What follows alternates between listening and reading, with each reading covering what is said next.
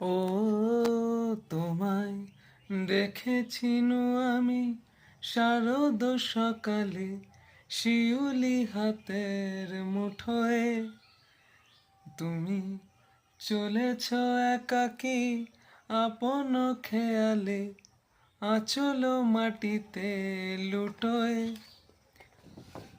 যদি ফিরে দেখো তুমি আমারও পানেতে, হোক তবু ভুল করে আমার অপেক্ষারই ডালে ফোটা ফুল তখনই যাবে যে ঝরে।